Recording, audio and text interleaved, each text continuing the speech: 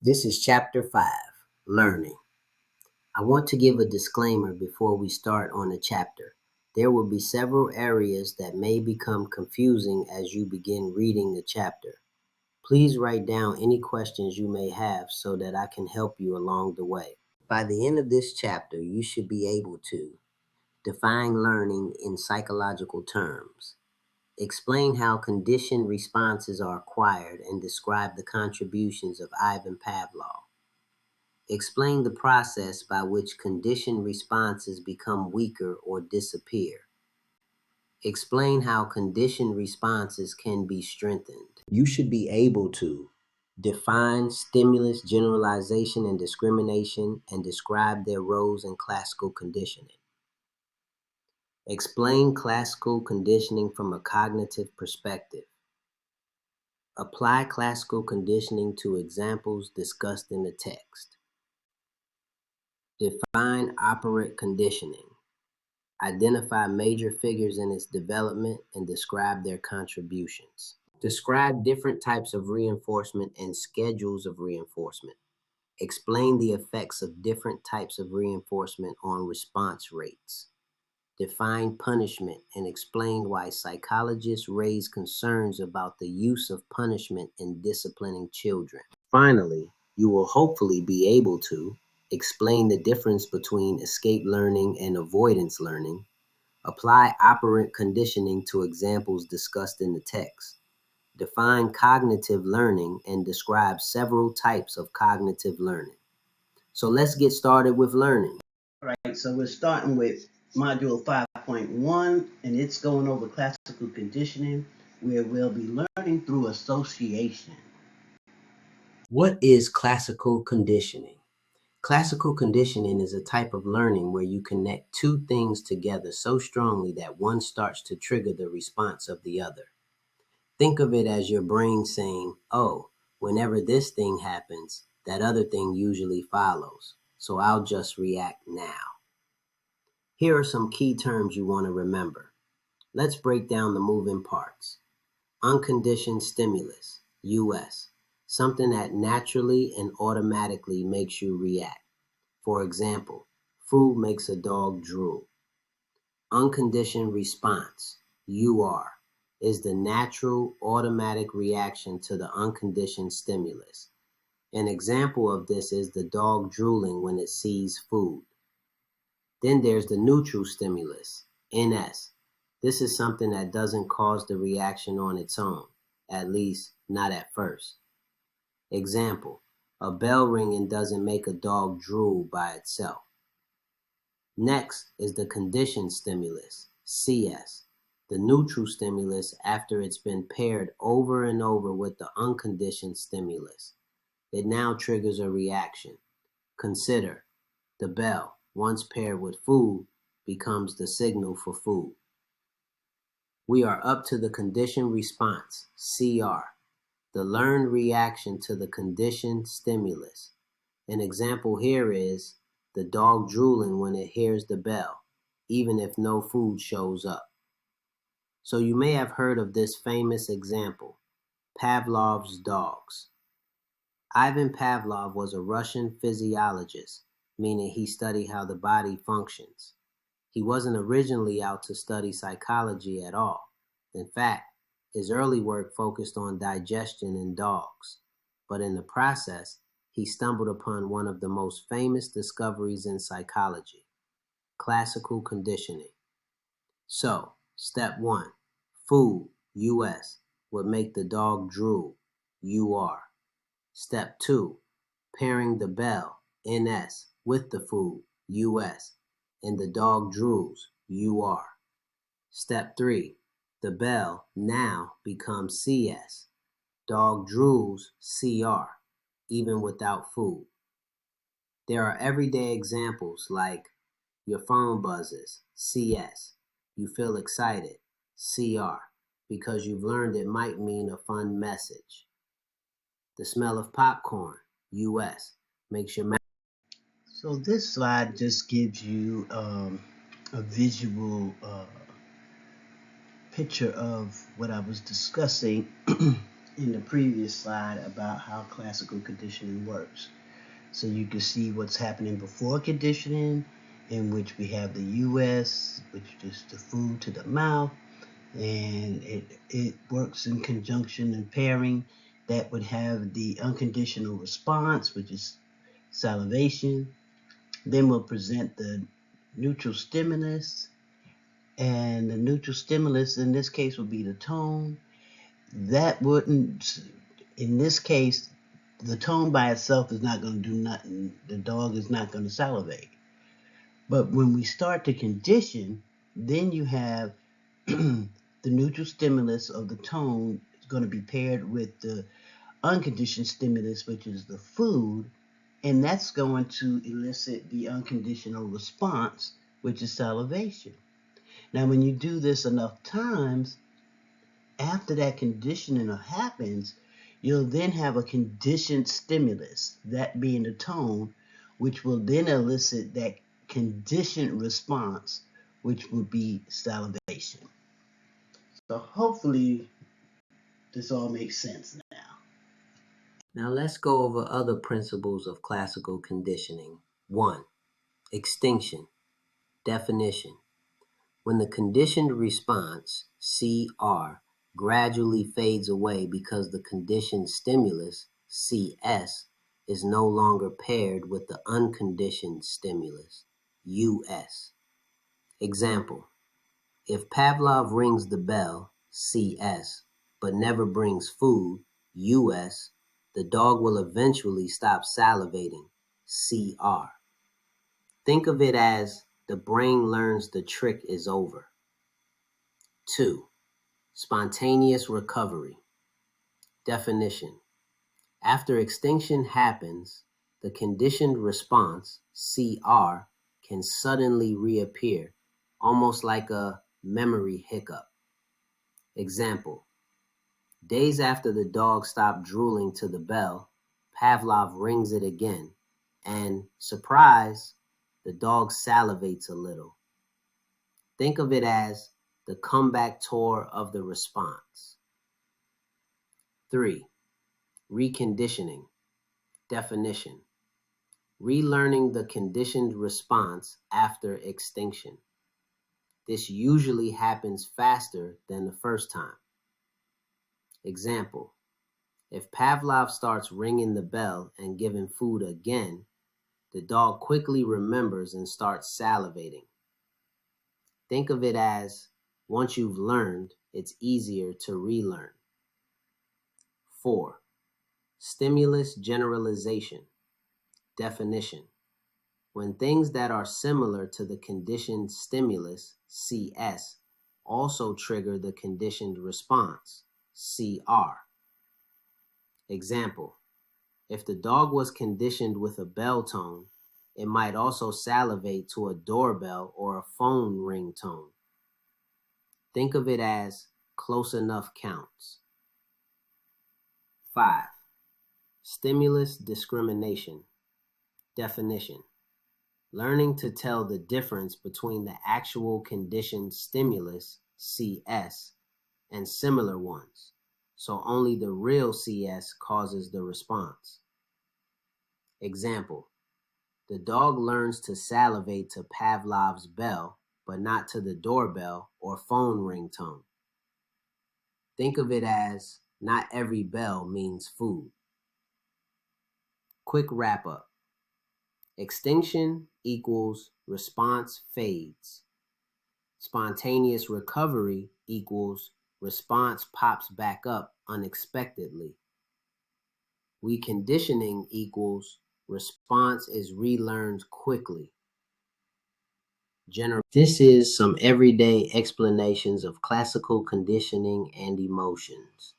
First, let's look at classical conditioning and feelings. Classical conditioning doesn't just explain why dogs drool to bells. It also helps us understand how emotions like fear, happiness, or disgust can get attached to certain things in our environment.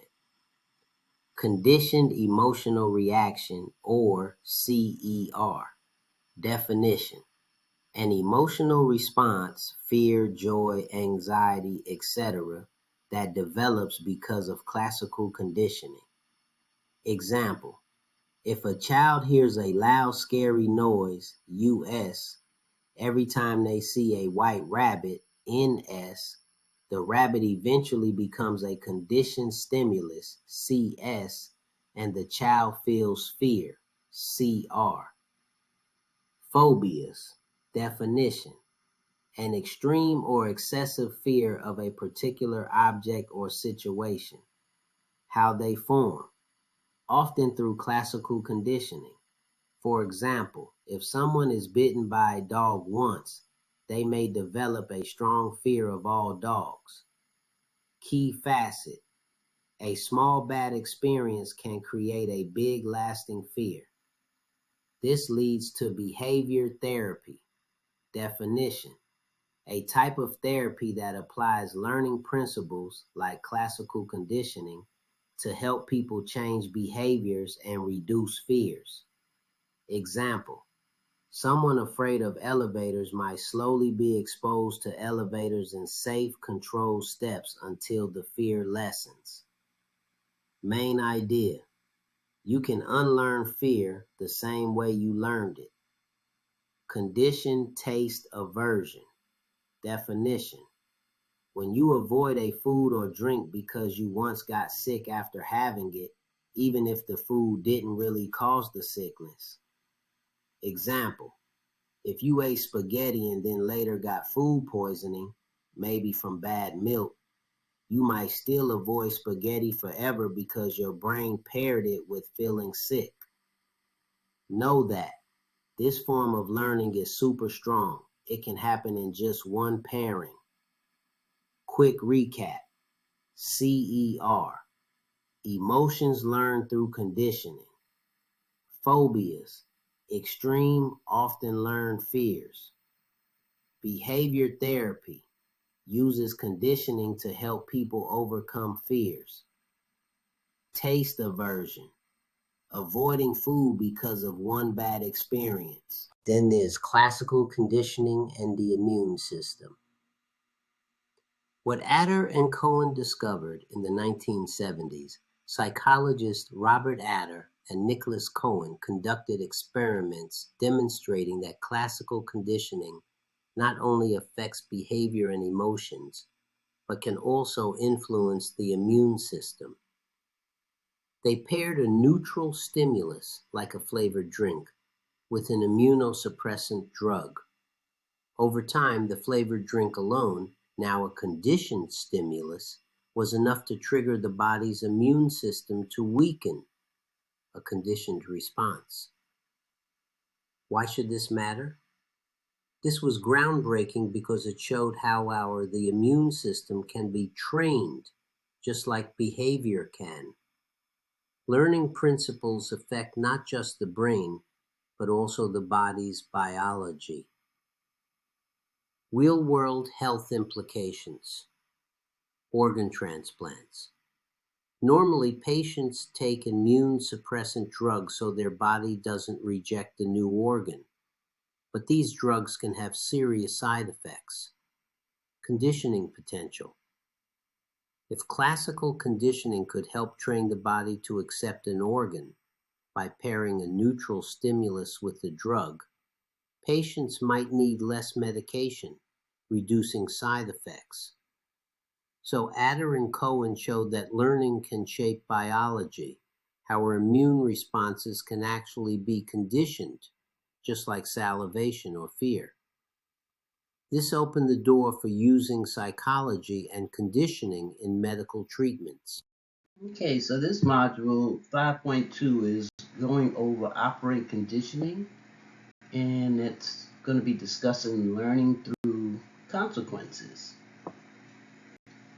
Edward Thorndike was an American psychologist who became famous for studying how animals and people learn through trial and error. Thorndike proposed that if a behavior leads to something satisfying or pleasant, you're more likely to do it again. If a behavior leads to something unpleasant or uncomfortable, you're less likely to repeat it. In other words, Good consequences equals repeat. Bad consequences equals avoid. So how did Thorndike discover it? Thorndike studied learning by placing hungry cats inside puzzle boxes. To escape, the cat had to figure out how to pull a lever or press a latch. At first, the cat scratched around randomly, but eventually, one would accidentally hit the lever and escape to get food, a satisfying outcome. Over time, the cats learned to press the lever more quickly and consistently. This showed that animals and humans learn through trial and error, guided by the outcomes of their actions. Let's look at some everyday examples. Studying for a test. You study, get a good grade, feel proud. You're more likely to study again. Touching a hot stove. You burn your hand. Ouch. You're less likely to touch it again. Telling a joke. If your friends laugh, you'll probably tell more jokes. If they don't laugh, maybe not so much. Thorndike's law of effect laid the foundation for behaviorism and later theories such as B.F. Skinner's operant conditioning. It also demonstrated that lessons from animal learning can be applied to human behavior, encompassing everything from classroom learning to parenting and workplace motivation. Therefore, the law of effect is basically the universe's way of teaching us do what works, skip what doesn't.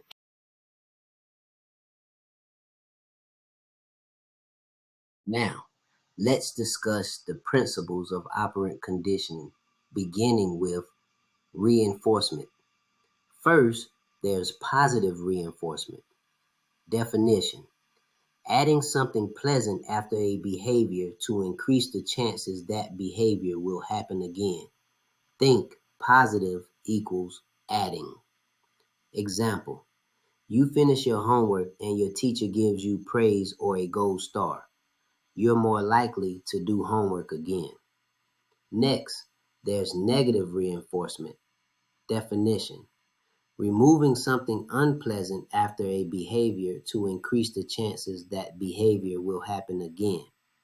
Think negative equals taking away. Example: you fasten your seatbelt and the annoying beeping sound stops. You're more likely to buckle up in the future. Important: negative reinforcement is not punishment, it's relief. Then there are primary reinforcers. Definition: reinforcers that satisfy basic biological needs. We don't have to learn to like them. They're naturally rewarding. Examples: food when you're hungry, water when you're thirsty, warmth when you're cold. You also have secondary reinforcers. Definition: reinforcers that we learn have value because they are linked to primary reinforcers. Examples: money. You can use it to buy food, shelter, or fun experiences. Grades in school, or even tokens in a classroom reward system. So here's a quick recap. Positive reinforcement: add something good, behavior strengthens. Negative reinforcement: remove something bad, behavior strengthens. Primary reinforcers: natural rewards, food, water, comfort. Secondary reinforcers: learned rewards, money, praise, grades. A quick learning tip: reinforcement always strengthens behavior. The difference is whether you're adding something pleasant, positive, or taking away something unpleasant, negative. So again, let's look at this visually as an example. Uh, Number one, you see for a positive reinforcer, let's say we have a child and we ask our child to go brush their teeth. That's considered the behavior. So the child brushes their teeth before they go to sleep. And when they do that, their parent, the mom, she goes, "Great job." This is a praise, which is considered to be a reinforcer.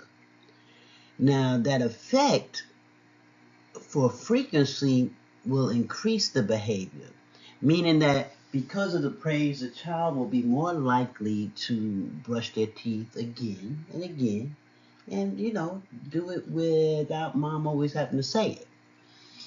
Now, a negative reinforcer. Say you take aspirin when you have a headache, right? Your head's banging. It's like, oh man. So you get some aspirin or you get Tylenol, whichever one you prefer. But you take it. Now, once you take it, the reinforcer is the pain disappears. It goes away.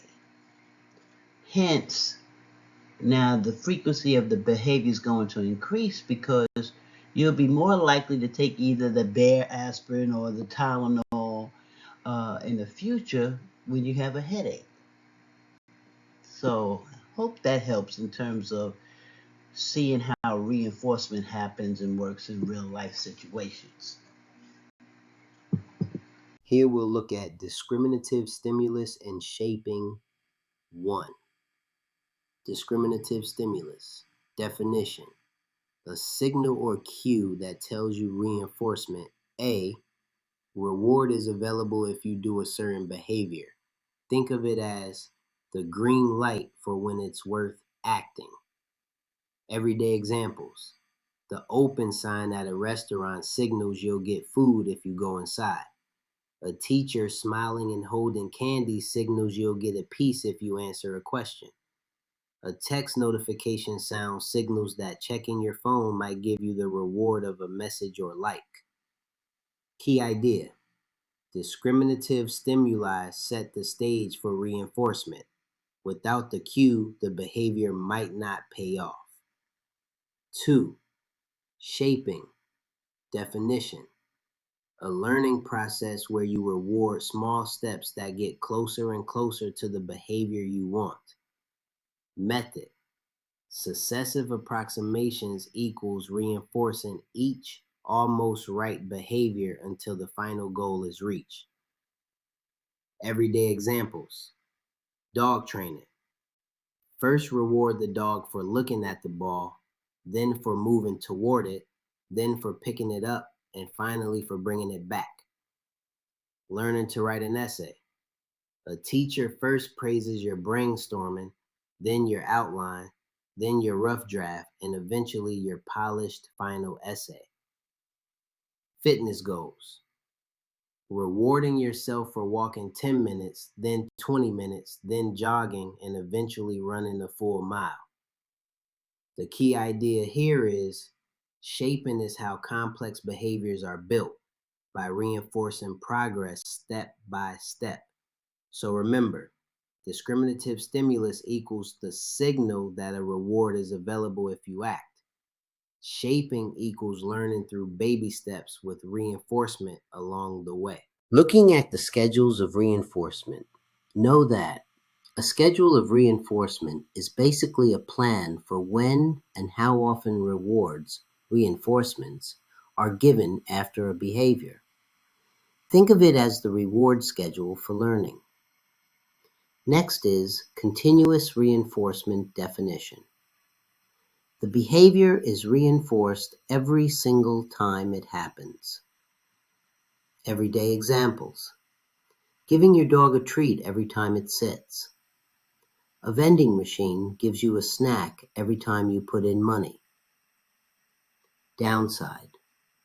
Once the reward stops, the behavior tends to fade quickly. Extinction. Then there's partial reinforcement definition. The behavior is reinforced only some of the time, not every single time. Everyday examples. Slot machines in casinos pay out only once in a while, but people keep playing. You don't get a compliment on your outfit every day, but when you do, it still feels rewarding and keeps you dressing up. Upside. Behaviors learned this way are more resistant to extinction. People, or animals, keep trying longer, hoping for the reward. Why does it matter? Continuous reinforcement is great for teaching new behaviors quickly. Partial reinforcement makes behaviors stick around longer, even if rewards aren't always given. Quick takeaway. Continuous equals reward every time. Quick learning, but quick fading. Partial equals reward sometimes, thus slower learning, but long-lasting behavior. Schedules of partial reinforcement include ratio schedules and variable schedules. In a fixed ratio schedule, reinforcement is given after a specified number of correct responses.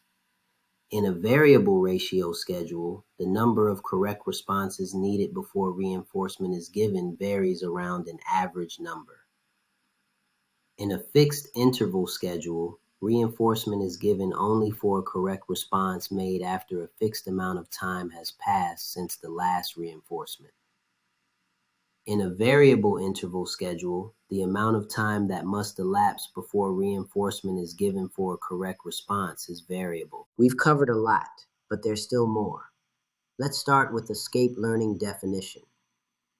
Learning to make a response that ends an unpleasant stimulus that's already happening. Think of it as, get me out of this now. Everyday examples. You take an aspirin after you already have a headache. You put on a sweater after you feel cold. The student leaves the classroom because they're already feeling anxious about a presentation. The unpleasant thing has already started, and your behavior helps you escape it. Avoidance learning definition. Learning to make a response that prevents an unpleasant stimulus from happening in the first place. Think of it as, stop it before it starts. Everyday examples. You take an aspirin before you think you'll get a headache. You put on a sweater before going outside to avoid feeling cold. A student stays home on the day of the presentation to avoid anxiety altogether. The unpleasant thing hasn't started yet, and your behavior keeps it from happening. Remember, escape learning equals ending discomfort that's already happening. Avoidance learning equals preventing discomfort before it happens. Okay, so I just want to briefly talk about punishment. Now, know that this is an aversive type stimulus, and it's something that would remove the reinforcing stimulus after a response would occur or happen, which that would weaken or suppress the response that might have occurred. So when we're talking about reinforcement, remember that was to increase a behavior. But with punishment, now we're talking about decreasing a behavior. Okay? So in that sense, when we're talking about positive punishment, we're looking at how we might provide an adversive stimulus that would impose as a consequence of undesirable behavior, which over time would reduce the frequency of the behavior. And then you have negative punishment, in which a reinforcing stimulus would be removed as a consequence of undesirable behaviors. And hopefully over time, that will reduce the frequency of the undesirable behavior. Let's give an example. So for positive punishment, think of it like this. You know my stand on attendance and participation and lateness. So in positive punishment, if you arrive late to class, what happens? For every 2 latenesses, I create and make an absence, right? Therefore, I am adding instead of subtracting. I'm actually adding a consequence. So because you're late and you've been late twice, you now are considered to be absent, which can be detrimental to your overall grade. That's considered to be positive punishment. Now, a negative punishment would be if you came after 15 minutes when class start, then I take away your right from coming into class at all by telling you, have a nice day, see you next class. That would be the negative punishment because I removed your ability to stay in class. So hopefully you understand where punishment comes from now. And again, when we talk about punishment, we're talking about how we would reduce or eliminate behaviors that's not desirable. So we're going to close on operant conditioning at this point. And I just wanted to, give a synopsis in terms of when we're talking about the principles of operant conditioning, it's used in various types of ways. We've done it with biofeedback and using it for behavior modification, as well as with programmed instruction when we're teaching or training. So biofeedback, that's when we help people learn how to control their bodily responses to things, such as how to maintain a heart rate, keep their blood pressure from raising up too high. Because did you know, if you had your blood pressure taken, if you do it right after a walk, your blood pressure is going to be elevated. But a lot of times if you stop, you breathe, woosah, calm, cool, and collected, you can bring your blood pressure back down. That's part of biofeedback training. Then we have behavior modification, and this is when we're taking a systematic application of the learning principles we just talked about to help provide better behaviors and weaken those behaviors we really don't want to possess or have. Finally, again, when we're talking about program instruction, we're taking learning methods and we're utilizing these complex ways of being able to break down a series and making it small steps so that we master what we're trying to learn. And more or less, this is what operant conditioning is. I'm going to be stopping here. The next slide will be for your attendance. So if you don't watch this video, you will be marked absent for the day. So make sure, I hope you watch the video because the next slide is for your attendance. And thank you for listening so much. Your exam will be on Friday. And again, it's going to be on Canvas. So yeah, this is a whole week you haven't been with me, but that's okay because I know that you'll be prepared, that you've been reading all along. Remember that the exam opens at midnight. You will have, once it starts, 3 hours to complete it. And please don't try to close and come back because it won't let you do that. You will then have until 11:59 Friday. Once it closes, it closes. Also, please don't wait till 11 p.m. unless you only want an hour to take the exam because it will still close at 11:59 regardless of that 3 hour window. You lose 2 hours if you wait to the last minute. So please don't wait to the last minute. Please make sure you take the exam because there will be no makeup until after the midterm grades.